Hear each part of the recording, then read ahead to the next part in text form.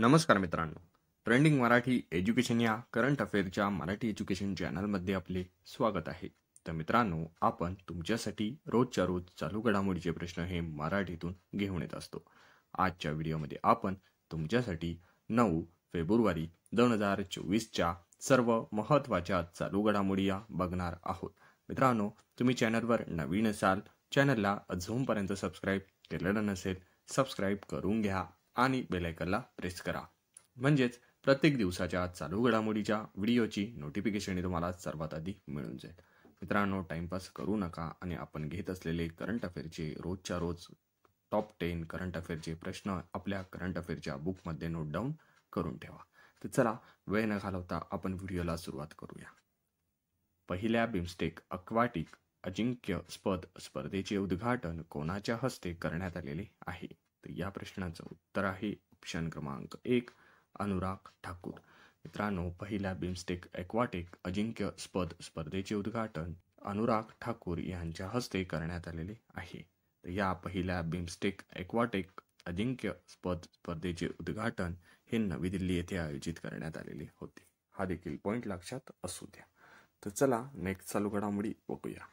समान नागरिक कायदा लागू करणारे कोणते राज्य देशातील पहिले राज्य ठरलेले आहे?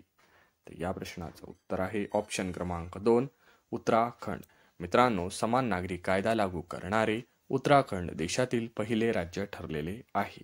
विधानसभेत समान नागरिक कायदा विधेयक मंजूर केल्याने उत्तराखंड समान नागरिक कायदा लागू करणारे देशातील पहिले राज्य हे ठरलेले आहे. तर मित्रांनो, चला नेक्स्ट चालू घडामोडी बघूया. नुकतेच कोणत्या राज्यात महात्मा गांधी यांना समर्पित बापू टॉवरचे उद्घाटन करण्यात आलेले आहे? तर या प्रश्नाचं उत्तर आहे ऑप्शन क्रमांक 3, बिहार. तर बिहार राज्यात महात्मा गांधी यांना समर्पित बापू टॉवरचे उद्घाटन हे करण्यात आलेले आहे. तर मित्रांनो, बिहार राज्यात उद्घाटन करण्यात आलेल्या बापू टॉवरची उंची आहे 120 फूट एवढी. हा पॉईंट लक्षात असू द्या. तर चला, नेक्स्ट चालू घडामोडी बघूया. ICCने जाहीर केलेल्या कसोटी क्रिकेट क्रमवारीत गोलंदाजीमध्ये प्रथम स्थान पटकावणारा कोण पहिला भारतीय वेगवान गोलंदाज ठरलेला आहे? तर या प्रश्नाचं उत्तर आहे ऑप्शन क्रमांक 4, जसप्रीत बुमराह. मित्रांनो, ICCने जाहीर केलेल्या कसोटी क्रिकेट क्रमवारीत गोलंदाजीमध्ये प्रथम स्थान पटकावणारा जसप्रीत बुमराह हा पहिला भारतीय वेगवान गोलंदाज ठरलेला आहे. क्रिकेटच्या तिन्ही प्रकारामध्ये अव्वल स्थान पटकावणारा जसप्रीत बुमराह हा जगातील पहिला वेगवान गोलंदाज ठरलेला आहे. हा पॉईंट लक्षात असू द्या. तर चला, नेक्स्ट चालू घडामोडी बघूया. दरवर्षी कोणत्या कालावधीत वन अग्नी सुरक्षा सप्ताह साजरा करण्यात येतो? तर या प्रश्नाचं उत्तर आहे ऑप्शन क्रमांक 1, 1 ते 7 फेब्रुवारी. मित्रांनो, दरवर्षी 1 ते 7 फेब्रुवारी या कालावधीमध्ये वन अग्नी सुरक्षा सप्ताह साजरा करण्यात येतो. तर मित्रांनो, आपण 2024 या फेब्रुवारी महिन्याचे दिनविशेष देखील बघून घेऊया. कारण मित्रांनो, कुठल्याही पेपरमध्ये 1 मार्काला दिनविशेषवर प्रश्न हा असतोच. त्यामुळे प्रत्येक महिन्याचे दिनविशेष देखील महत्त्वाचे आहे. तर चला, आपण फेब्रुवारी महिन्याचे दिनविशेष बघून घेऊया. 1 फेब्रुवारीला असतो भारतीय तटरक्षक दिवस. 2 फेब्रुवारीला असतो जागतिक पाणथळ दिवस. 4 फेब्रुवारीला असतो जागतिक कर्करोग दिवस. 7 फेब्रुवारीला असतो सुरक्षित इंटरनेट दिवस. 10 फेब्रुवारीला असतो राष्ट्रीय जंतनाशक दिवस. 11 फेब्रुवारीला असतो विज्ञानातील महिला व मुलांचा आंतरराष्ट्रीय दिवस. 12 फेब्रुवारीला असतो डार्विन दिवस आणि राष्ट्रीय उत्पादकता दिवस. तर 13 फेब्रुवारीला असतो जागतिक रेडिओ दिवस आणि सरोजिनी नायडू यांची जयंती. तर मित्रांनो, 19 फेब्रुवारीला असतो छत्रपती शिवाजी महाराज यांची जयंती. ती आपण तारखेनुसार साजरी करत असतो. तर 20 फेब्रुवारीला असतो जागतिक सामाजिक न्याय दिवस. 21 फेब्रुवारीला असतो आंतरराष्ट्रीय मातृभाषा दिवस. तर 24 फेब्रुवारीला असतो केंद्रीय उत्पादन शुल्क दिवस. तर 17 फेब्रुवारीला असतो मराठी भाषा दिवस आणि जागतिक NGO दिवस. आणि 28 फेब्रुवारीला असतो राष्ट्रीय विज्ञान दिवस आणि दुर्मिळ योग दिवस. मित्रांनो, आपण हे फेब्रुवारी महिन्याचे सर्व दिनविशेष बघितले, ते आपल्या करंट अफेअरच्या बुकमध्ये नोट डाऊन करून ठेवा. मित्रांनो, आपण घेत असलेले टॉप 10 करंट अफेअर्स हे रोजच्या रोज तुम्ही लिहत चला आणि आठवड्यातून वहीला एकदा तरी रिव्हिजनही देत चला. याचा फायदा तुम्हाला येत्या आगामी पेपरमध्ये नक्कीच होणार आहे. तर चला मित्रांनो, वेळ न घालवता आपण नेक्स्ट चालू घडामोडी बघूया. जल प्रदूषण प्रतिबंध आणि नियंत्रण दुरुस्ती विधेयक 2024 राज्यसभेत मंजूर करण्यात आलेले आहे. तर ते कोणत्या वर्षाच्या जल प्रदूषण कायद्याशी संबंधित आहे? तर या प्रश्नाचं उत्तर आहे ऑप्शन क्रमांक 2, 1974.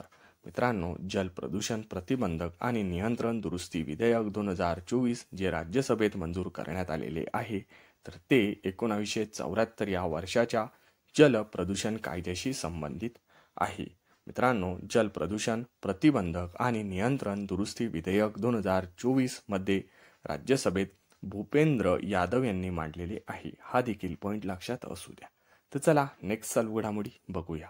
प्रवासी संख्येत पुणे विमानतळ देशातील व्यस्त विमानतळामध्ये कितव्या स्थानावर पोहोचलेले आहे? तर या प्रश्नाचं उत्तर आहे ऑप्शन क्रमांक 3, 9व्या. मित्रांनो, प्रवासी संख्येत पुणे विमानतळ देशातील व्यस्त विमानतळामध्ये हे 9व्या स्थानावर पोहोचलेले आहे. तर प्रथम स्थानावर दिल्ली एअरपोर्ट हे आहे. हा पॉईंट लक्षात असू द्या. तर चला नेक्स्ट चालू घडामोडी बघूया. कोणत्या राज्यातील मंदसौर जिल्ह्यात चित्त्यांसाठी देशातील दुसरे अभयारण्य विकसित करण्यात येणार आहे? तर या प्रश्नाचं उत्तर आहे ऑप्शन क्रमांक 4, मध्य प्रदेश. मित्रांनो, मध्य प्रदेश राज्यातील मंदसौर जिल्ह्यात चित्त्यांसाठी देशातील दुसरे अभयारण्य हे विकसित करण्यात आलेले आहे. मित्रांनो, पहिले अभयारण्य देखील हे मध्य प्रदेश या राज्यात आहे. हा देखील पॉईंट लक्षात असू द्या. तर चला नेक्स्ट चालू घडामोडी बघूया. अहमद अवध बिन मुबारक यांची कोणत्या देशाच्या पंतप्रधानपदी निवड झालेली आहे? तर या प्रश्नाचं उत्तर आहे ऑप्शन क्रमांक 1, येमेन. येमेन या देशाच्या पंतप्रधानपदी अहमद अवध बिन मुबारक यांची पंतप्रधानपदी निवड ही झालेली आहे. तर चला नेक्स्ट चालू घडामोडी बघूया. सर्वोत्कृष्ट ग्रीन बॉन्ड कॉर्पोरेट पुरस्कार कोणत्या कंपनीला मिळालेला आहे? तर या प्रश्नाचं उत्तर आहे ऑप्शन क्रमांक 2, REC. मित्रांनो, REC या कंपनीला सर्वोत्कृष्ट ग्रीन बॉन्ड कॉर्पोरेट पुरस्कार हा मिळालेला आहे. मित्रांनो, अशाच रोजच्या रोज करंट अफेअरच्या नवनवीन टॉप 10 करंट अफेअरच्या व्हिडिओ बघण्यासाठी ट्रेंडिंग मराठी एज्युकेशन चॅनलला तुम्ही अजूनपर्यंत सबस्क्राईब केलेले नसेल, सबस्क्राईब करून घ्या आणि बेल आयकॉनला प्रेस करा. म्हणजेच प्रत्येक दिवसाच्या चालू घडामोडीच्या व्हिडिओची नोटिफिकेशन तुम्हाला सर्वात आधी मिळून जाईल. मित्रांनो, आपण घेत असलेले टॉप 10 करंट अफेअर्स तुम्हाला हे जर आवडत असतील तर व्हिडिओला एक लाईक जरूर करा आणि आपल्या जवळच्या अभ्यासू मित्रमैत्रिणींना व्हिडिओ हा जास्तीत जास्त शेअर करा. याचा फायदा तुम्हाला आणि त्यांना येत्या परीक्षेमध्ये नक्कीच होणार आहे. मित्रांनो, आपल्या चॅनलचाच उद्देश असा आहे की कमी वेळेत जास्त अभ्यास व सर्व विद्यार्थ्यांपर्यंत विनामूल्य माहिती पोहोचवणे एवढाच आहे. आपल्या ट्रेंडिंग मराठी एज्युकेशन या मराठी करंट अफेअरच्या एज्युकेशन चॅनलवरील कुठलाही विद्यार्थी आणि विद्यार्थिनी येत्या आगामी पेपरमध्ये मागे राहता कामा नये. पूर्ण व्हिडिओ बघितल्याबद्दल तुमचे मनापासून धन्यवाद.